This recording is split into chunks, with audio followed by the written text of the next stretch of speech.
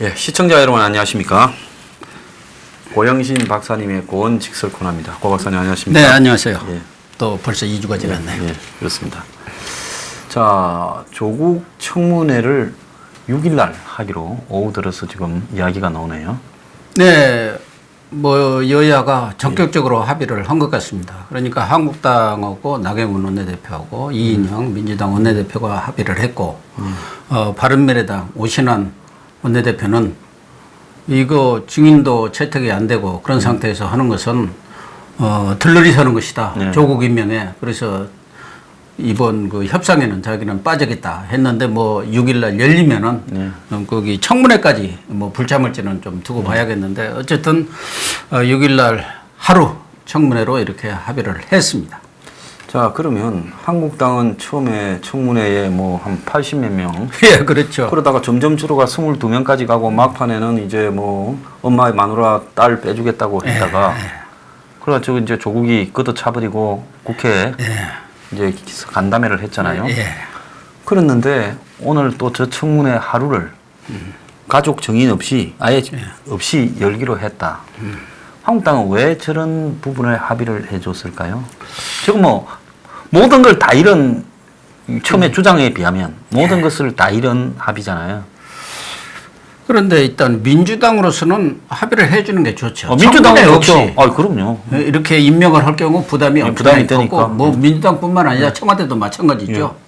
어쨌든 형식적인 절차를 거쳐야지 그렇지 않을 경우 그렇지 않아도 지금 조국 기자 간담회를 놓고 의회 민주대한 유린이다. 예, 그랬는데 또 황제다, 뭐 대의 정치를 범죄다. 무시한 것이다. 여러 가지 얘기가 나온 상황에서 바로 임명하기는 어려운 상황이었기 때문에 민주당으로서는 어쨌든 청문회를 하려고 했고 그래서 윤도한 청와대 국민소통수석도 뭐 6일 이전에 뭐 청문회 한다면 자기들이 보기에는 뭐 오케이다 좋다 그렇게 이미 입장을 표명을 했습니다. 말씀하신 대로 한국당은 왜 했을까? 사실 한국당도 이번 그 기자 간담회 이후 전략적 미스 아니냐. 시간을 너무 우선 끌다가 그러니까 추석 밥상까지 이 문제를 끌고 가기 위해서 증인 문제다 뭐 이렇게 끌다가 보니까 이거 자칫하다가는 기자 간담회로 해가지고 싹 끝나버리면은 닥쳤던 뭐가 될 가능성이 많다. 이것은 원내대표 전략 미스가 아니냐 그런 얘기도 있고 또 한국당에서도 뭐 증인 문제 그런 거 양보하려면 진작 하지. 왜 늦게 해가지고 그러냐. 직계가족 아니었으면은 얼마든지 뭐 5일 전에 충분히 그 다른 그 증인들은 부를 수 있었는데 직계가족 주장하다가 나중에 아무런 소득도 없이 그 양보를 했어요. 그런데 지금도 모르겠어요. 하나는 보면은 일단 조국 후보자가 지난번 기자 간담회를 통해서 자기의 패를 다 드러냈어요. 근데 한국당 입장에서 보면 이미 답안지를 다 본 거예요. 그리고 시험을 치르는 것 아닙니까? 근데 좀 자신감이 생겼을 수도 있겠죠. 그런 점이 일단 자기들로서는 또 하나의 뭐 이점이라고 볼 수도 있고 그때 확실히 공격을 해가지고 주저앉혀야겠다 뭐 이런 각오를 했을 수도 있다고 이렇게 긍정적으로 해석이 되지만 당내에서도 지금 전략 미스다 뭐 여러저러 얘기가 나오기 때문에 또 국민들 입장에서도 한국당이 지금 청문회를 안 한 그 책임을 다 뒤집어 쓰는 그런 꼴이 됐어요. 민주당의 전략이 말려가지고. 그래서 말입니다. 그러니까 그것을 좀 벗어나기 위한 것 아닌가 이렇게 보여집니다. 그러나 결과적으로 보면은 만약에 이제 답안지까지 다 보고 청문회를 했는데 조국을 제대로 몰아붙여가지고 또 무슨 싸움이나 하다 끝났다든지 성과를 못 냈다 하면은 한국당 의원들은 빠지를 떼야죠. 당도 아마 상당히 타격이 입을 거라고 봅니다. 치명상을 입을 것 같습니다.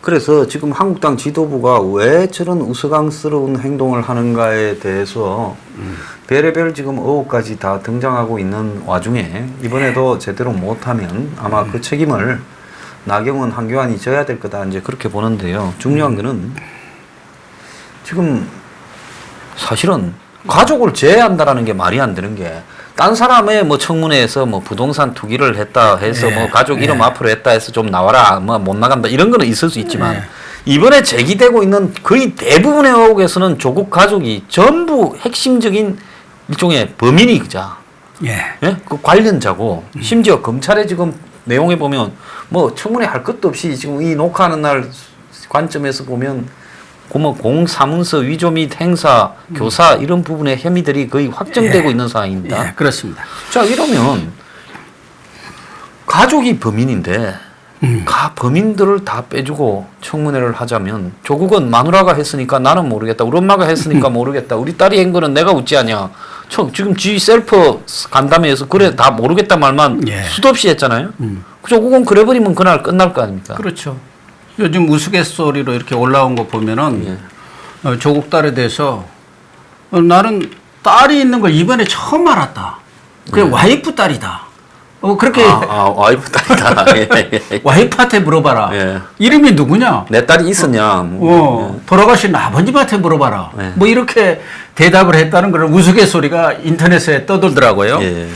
그래서 일차적으로 아까 이제 황교안 대표와 나경원 원내대표의 그런 지도부 문제도 얘기를 했는데 아마 나경원 원내대표는 임명이 강행이 되면은 이 청문회 없이 아마 중대결심을 한다고 했는데 무슨 빠찌를 뗄 일은 없을 것이고 제가 볼 때는 원내대표 이거는 스스로 사퇴를 할 수밖에 없지 않겠냐 이런 생각이 들고 그러나 저러나 만약에 이번 청문회 결과에서 소기의 성과를 거두지 못했을 경우 뭐 문재인 대통령이 임명을 강행하든 안 하든 국민들의 판단에 한국당이 정말 제대로 몰아붙였다.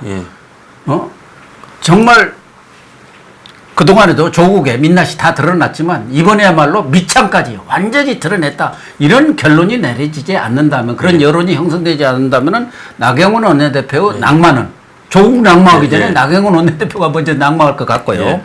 또 말씀하신 대로 이 조국 후보자가 재산 관계, 또 딸의 스펙, 인턴 문제 이런 부분에 대해서는 재산 난 모른다. 코링크가 뭐냐? 펀드 그거 처음 들어보는 얘기다. 그것을 누구한테 다 넘겼습니까? 부인이 알아서 한 걸로. 부인이 사실상 재산 관리를 한 것으로 이렇게 다 떠넘겼어요. 좌파들은 특히 부인한테 떠넘기는 게 또 하나의 뭐 유행이고 관행인 것 같아요. 전에 김은겸 청와대 대변인도 다 부인. 그 부동산 자기 전 재산을 털어서 흑석동에 샀지 않습니까? 자기는 모르고 부인이 다 해놨는데 나중에 보니까 어쩔 수 없어 가서 자기는 가서 도장만 찍었다는 거 아닙니까?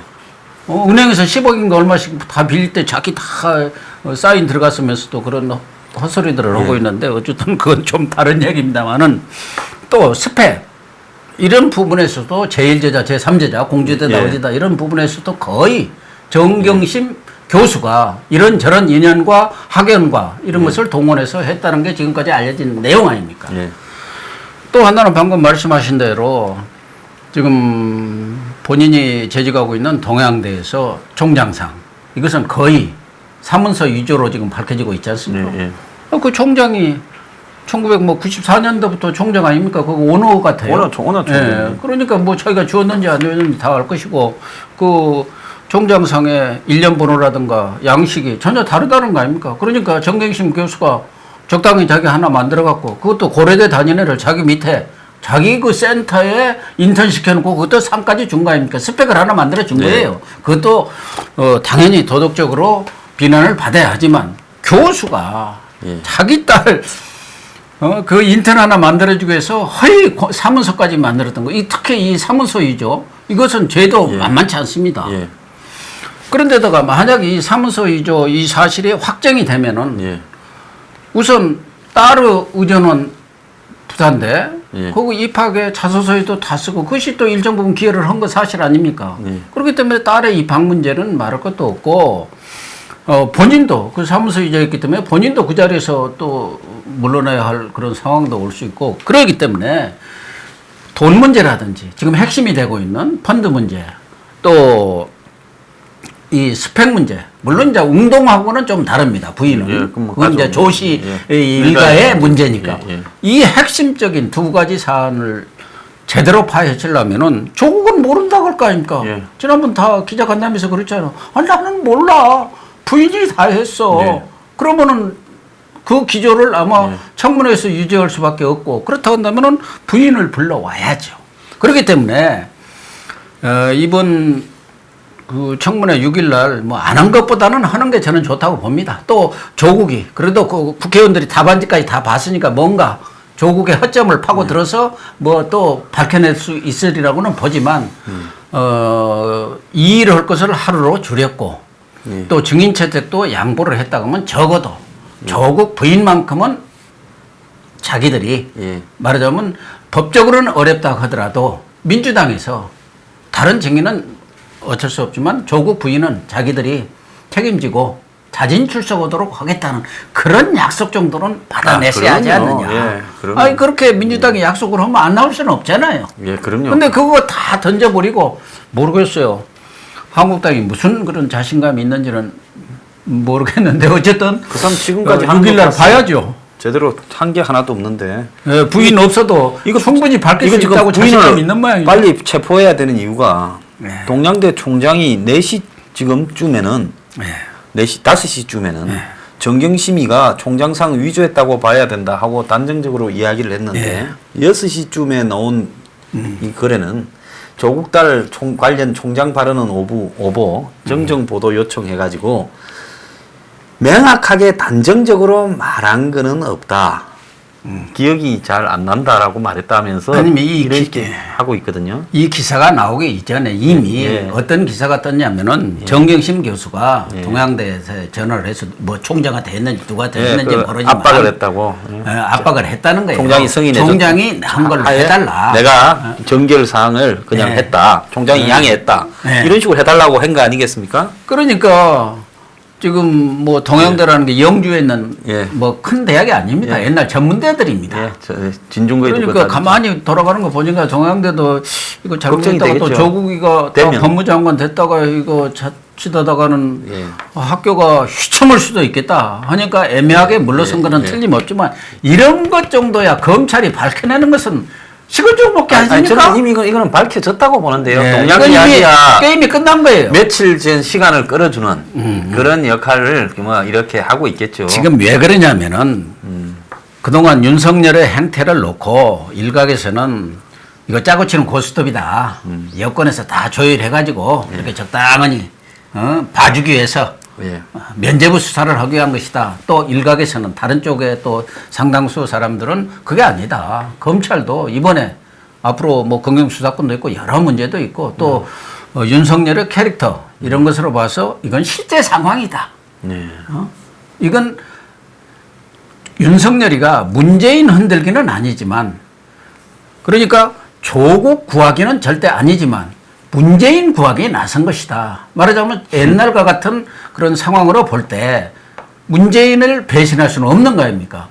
일개 부장검사를 2년 만에 총장까지 올려준 사람이기 때문에 배신은 못하는데 그러나 사석에서 어서 이야기했다는 것처럼 윤석열이 이러다가는 문정권 자체가 넘어지게 생겼다. 그렇다고 본다면은 이거는 압수수색을 벌일 경우 과거의 경우 그 장관 후보자들이 다 물러났죠. 그럼요. 그렇기 때문에 아마 윤석열 생각은 조국을 압색을 들어가면 조국도 물러나면은 사실상 문재인 대통령으로서는 손 안 대고 코 푸는 격. 사실 문재인 대통령 입장에서는 조국을 나가라. 본인 스스로 내치기는 어렵죠. 둘이 지금 얽히고 설키는 그렇게 게 많아가지고 되면은 그래, 말 자기 못하더라고. 지지자들이 예. 소위 문파를 비롯한 진보 좌파 세력들이 다 야, 돌아가겠죠. 다 돌아설 거고 예. 그것이 과거 노무현 정권의 실패의 하나의 그런 중요한 원인이 됐던 것을 본인이 직접 경험한 거 아닙니까? 그러니까 우리가 좀 뭐 어려운 말로 차도살인이라는 거 아닙니까? 그러니까 윤석열을 통해서 차도살인을 하려고 했던 거 아닌가 이런 양설이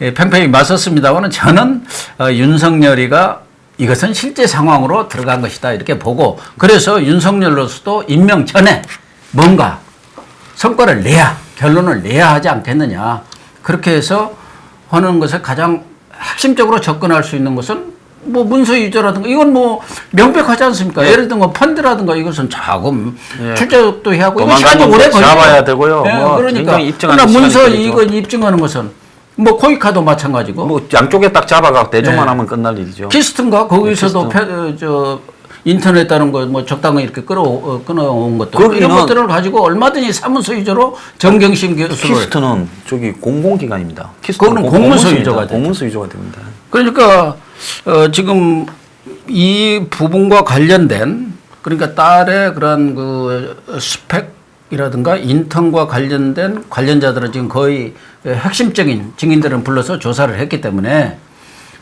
저는 정경심 교수의 소환 주사도 멀지 않았다 그렇게 봅니다. 자, 근데 정말로 이해가 안 가는 게 이 문 정권이 이쯤 되면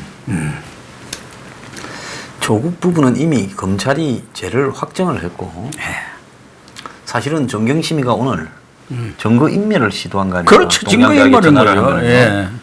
그러면 긴급 체포를 할 수 있는 주요한 또 구속을 할 수 있는 주요한 이 요인 중에 하나가 피의자가 공개적인 증거인멸을 시도했을 때 그 뭐 체포해서 집어넣어버리는 증거인멸을 못하도록 얼마든지 할 수 있는 거거든요.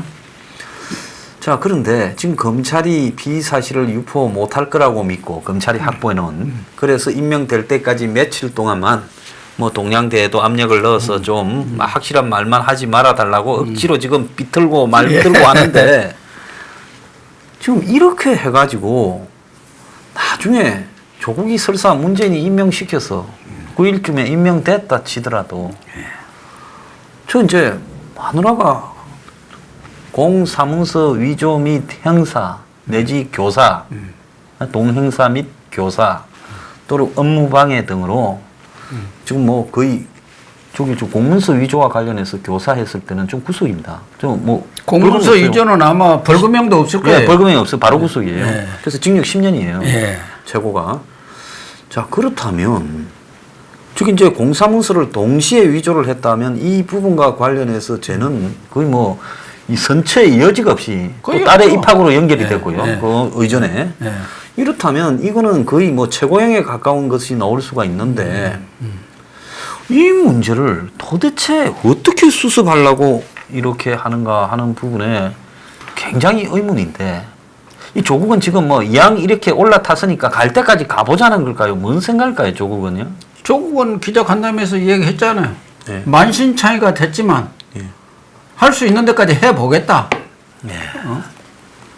자기 무슨 평생의 소망이랄까 뭐 자기의 비원이 권력기관 민주화하고 정치 민주화하는 것이다. 검찰 개혁 거기다가 자기 모든 것을 올인하느라고 주변을 챙기지 못해서 불찰입니다. 이렇게 죄송합니다 하고 나갔으니까 조국 입장에서는 제가 생각하더라도 조국 입장에서는 지금 낙마를 할 경우 본인은 물론이고 초토화된다. 지금. 자기 가족, 딸, 그 인생도 끝나는 거 아닙니까? 예. 부인도 끝나는 거예요. 다 끝나고. 또 조국 집안도 완전히 파탄이. 재수부터 뭐 동생, 그러니까 엄마까지 끝날 수 있죠. 뭐 인간적으로 보면은 그건 당연히 물러나야지만 사퇴 일어나는 것이 옳지만 인간적으로 볼 때는 끝까지 자, 이게 지금 버틸 수밖에 없는데 방금 황 소장 말씀하신 대로 도대체 이 정권은 왜 조국하고 같이 구렁텅이로 나락으로 떨어지려고 하느냐 이거예요. 이 정말로 이해가 안 되는데 그래서 이제 중요한 부분은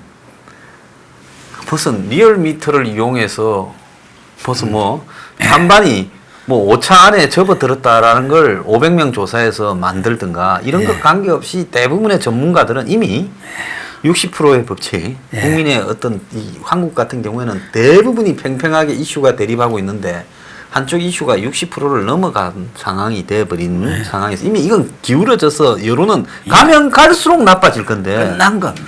예, 이거를 갖다가 살려보겠다고 이 완전히 죽은 자식을 되살리겠다고 지금 불알 만지는 계기예요.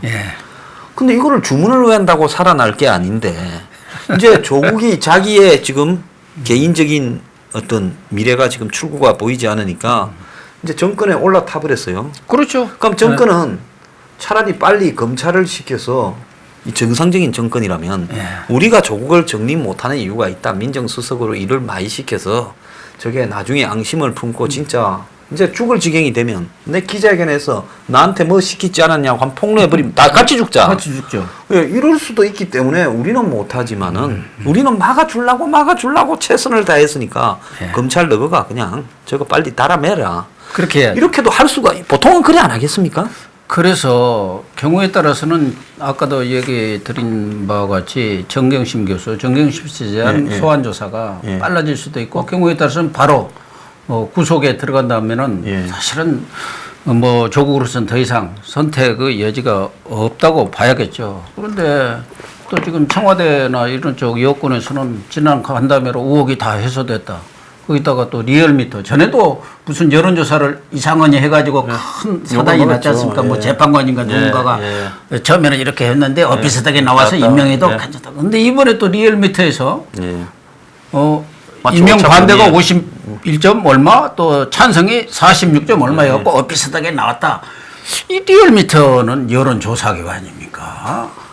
하긴 또 이거 잘못하다가는 또 뭐 조작어지고 했다가는 명예훼손 걸리니까 그렇게는 얘기를 안 하겠습니다. 세상에 국민들이 다 보고 있는데 노골적으로 이렇게 하는 거 아니다는 거예요.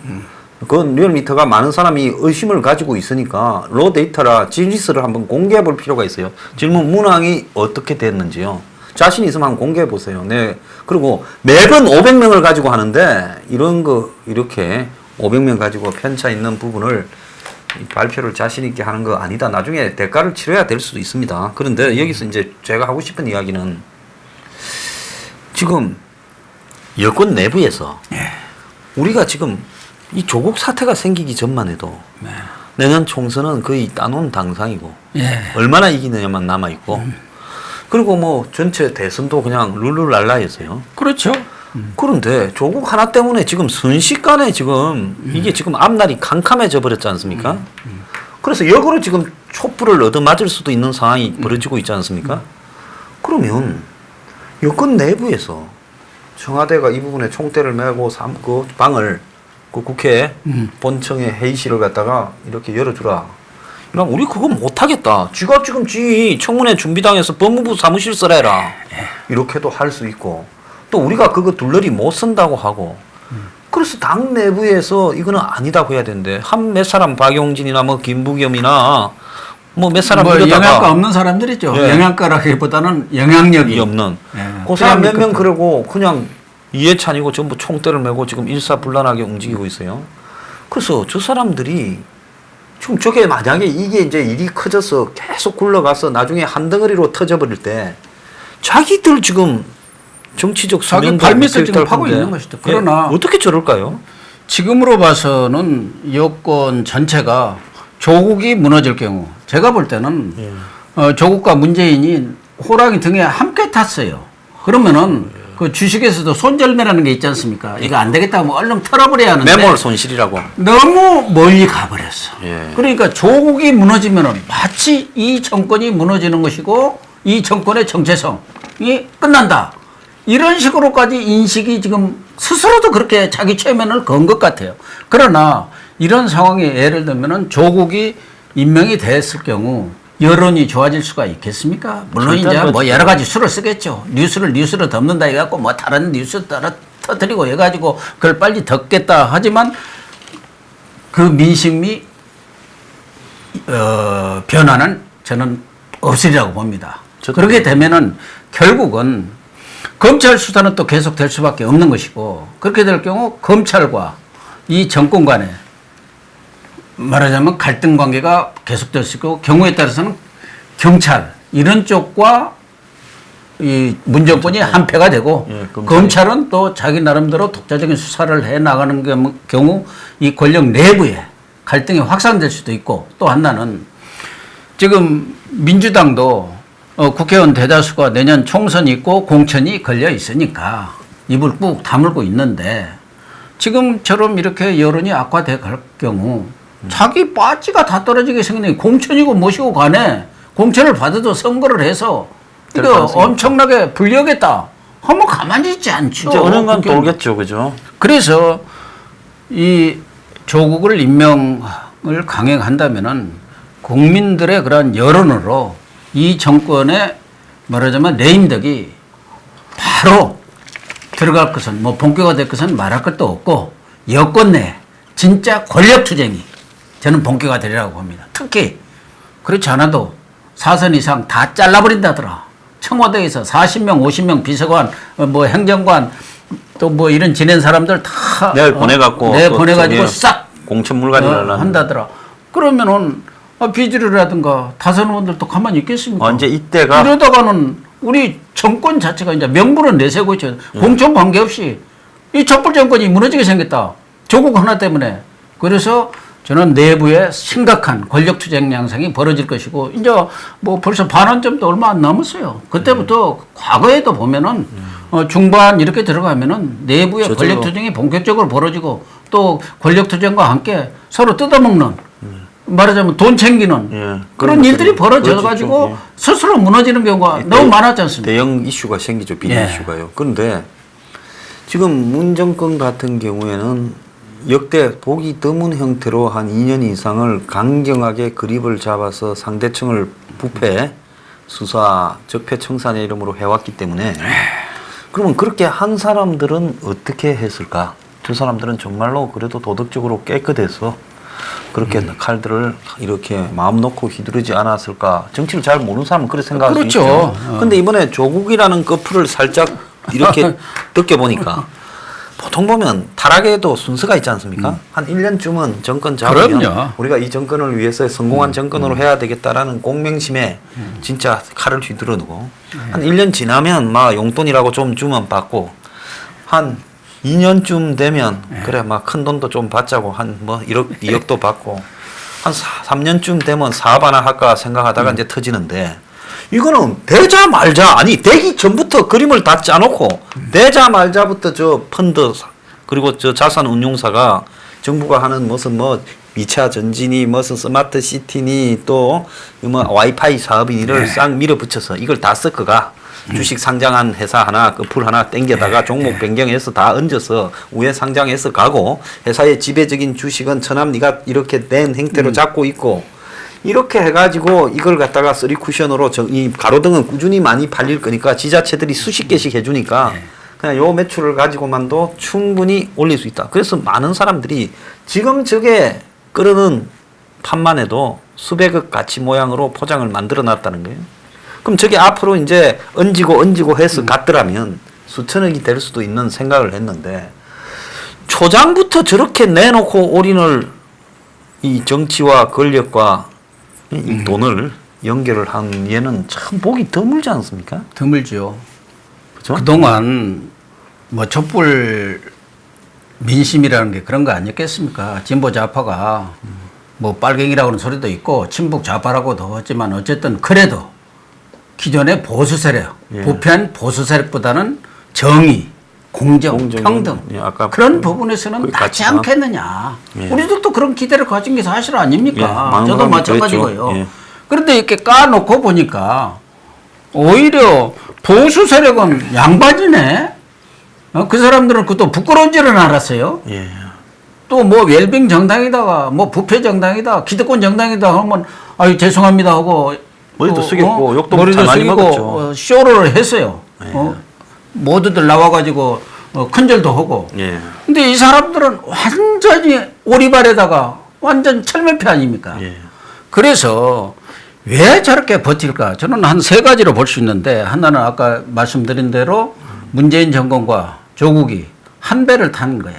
그러니까 운명 공동체라는 측면이 하나가 있고 이 사람들이 그동안 권력을 지금 나눠 먹었어요. 이게 전리품이 돼가지고 과거 정권 뭐 캠코더 아니면은 어디 사회에서 하나도 안 줘요. 그렇죠. 뭐 어디 하나 저희 왔습니까? 옛날 같으면 그렇게 막 씻고 그러면은 아예 어디 조용히 하라고도 하나 던져주죠. 저 공기업은 좀 그렇고 사기업에 어디 하나 어쨌든 뭐 하죠. 자기들 패거리가 아니면은 입도 뻥끗 안 하고 완전히 제어를 했어. 그렇게 권력을 나눠 먹었는데 지금 흘러가는 모양새를 보면은 이번에 조국 펀드 웰스 시엔트에서 그 밑에 뭐 자회사 이렇게 코링크를 같이 흘려가는 거 보면은 아까 가로등 사업이 문제가 아니고 그렇죠. 지하철 그 1,500억 와이파이 사업, 예. 전국 버스 사업 그것도 수백억, 예. 5,600억짜리. 그렇기 때문에 과거 노무현 정권 때 바다 이야기라는 게 있었습니다. 예. 그 바다 이야기, 그 게임 뭐 예. 그런 거 아닙니까? 예. 그것에 여권에 예. 실세들이 다 투자를 해갖고 떼돈들을 예, 예, 대박을 벌었다고? 쳐냈어요. 예, 그랬죠. 그래가지고 말하자면 노무현 정권이 아주 그냥 그 폐망, 때문에 국민들의 인심을 쫄딱 잃는데 망하는 크게 쪽으로 기했죠. 갔어요. 예. 그러면은 지금 펀드 이게 저는 아주 부패의 저수지라고 봅니다. 여기에 조국만 한 게 아니지 않겠느냐. 엄청 태악했죠. 여기저기 사람들이 들어와가지고 거기에 지금 태워가지고 공공사업 예. 그걸 뭐 문재인 대통령이 알았는지 몰랐는지를 모르겠어요. 그러나 청와대라든가 알만한 실세들 예. 또 다음 우리 총선도 있고 예. 대선도 있고. 대선도 있으니까 이때 챙겨놔야 한다. 공공사업 예. 가지고. 이 저수지를 파게 되면은 이것은 과거 무슨 이영우 게이트다 진성현 게이트다 무슨 게이트는 저리 가라 할 정도의 권력형 비리로 저는 비화될 가능성이 있고 요 부분에 대해서 제가 듣기로는 요새 뭐 조선일보라든가 여러 언론들이 아주 상당히 심도 있게 취재를 하고 있어서 곧 터진다. 예. 결정적인 거. 말하자면 이런 것들은 근거를 잡아야 하기 때문에 그렇겠죠. 서류를 확보하고 예. 증인 또 그런 것들을 확보해야 하기 때문에 취재가 아주 깊숙이 들어가 있다는 말도 있기 때문에 이런 세 가지 때문에 조국을 떨쳐버리고 싶어도 떨칠 수가 여권으로서는 없다. 예. 그러니까 윤석열 당신이 좀 제발 처리 좀 해줘 하는데 조국이 버티는 거 아닙니까? 내 배째라. 예. 같이 죽자 죽으려면은 그런 거 아닌가 저는 그렇게 예, 아주 봐요. 뭐 정확하게 그 언론계의 원로로서 이렇게 잘 보고 계시는 것 같습니다. 자, 여러분, 오늘 지금 주말 잘 쉬십시오. 그리고 2부에서 내일요 또 남은 이야기를 하겠습니다. 감사합니다.